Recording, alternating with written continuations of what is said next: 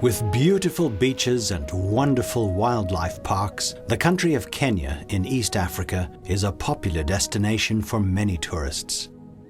What the casual visitor may not readily notice is that a large percentage of the people in Kenya live precarious lives. Subsistence farmers work small plots of land, struggling to grow enough food to survive.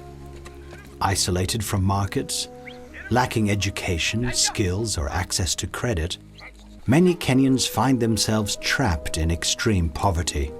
With limited understanding of good diet and nutrition, health and disease, combined with difficult access to water for drinking and sanitation, people, especially children, are susceptible to illnesses that bring disability and death. The resources of the local government are very limited, and without assistance from the outside world, many Kenyans are destined to live difficult lives, passing on to their children a legacy of poverty.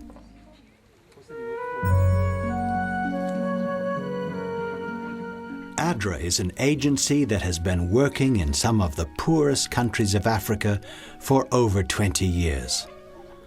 Through the implementation of successful programs that bring water, health and sanitation, seeds and agricultural instruction, education and skills training, self-employment ideas and small loans, ADRA is creating opportunities that lift people out of poverty.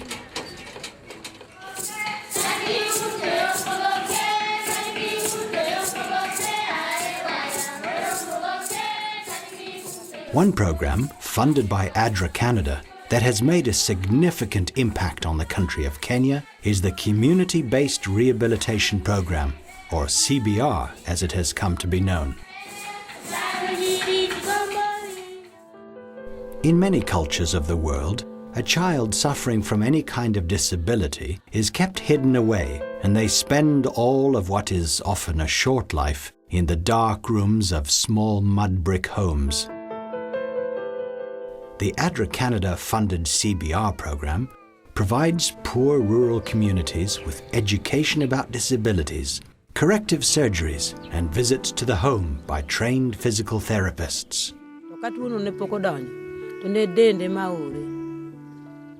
Lynette was a very active child and very helpful around the house. The problem started when she was 9 years old and suddenly came down with a bad headache and a high fever. Her whole body was in pain. She became weak in the knees and found it difficult to walk. My mother took me to a local healer who tried to make me feel better with herbs and medicines. Nothing worked, and after 2 months of treatment, she decided to bring me back home. By this time, I could no longer walk. People had to carry me everywhere I went. I had to quit school and could no longer do much to help around the house. We wanted to take her to the hospital to see if there was anything they could do, but we had no money for the doctors. Then we heard about the ADRA CBR program. We heard that some doctors were coming from Finland to do surgery on children who were no longer able to walk. We were amazed to find out that the ADRA program would help Lynette, even though we did not have any money to pay. They did the surgery without cost, and after a month of traction, our Lynette came home.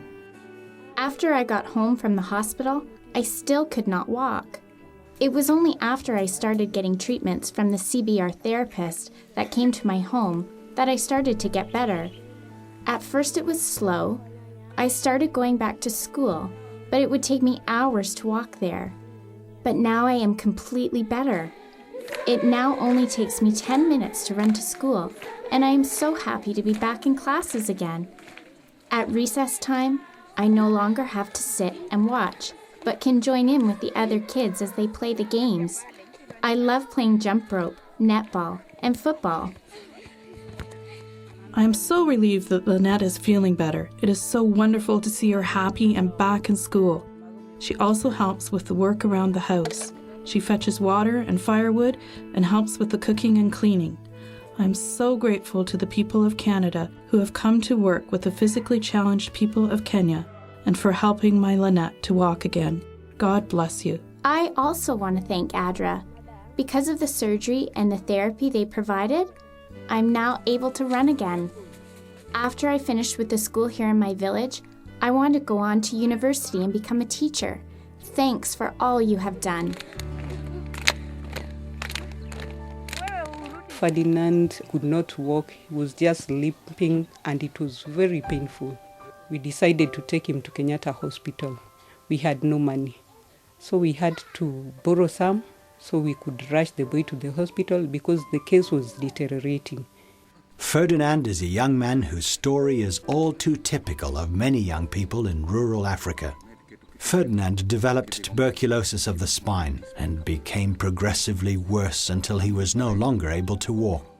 Borrowing money from friends and relatives, his parents took him to Nairobi for surgery and treatment. After he was discharged from the hospital, Ferdinand was still in need of regular physical therapy. However, the closest clinic was too far to carry the boy 3 times a week. Carrying him from home to the hospital, paying the bill, it was hectic. It was then that a friend told Ferdinand's mother about ADRA's community-based rehabilitation program. So I went and examined him and he was totally bedridden. He was not able to turn himself in bed and he had very stiff spasticity.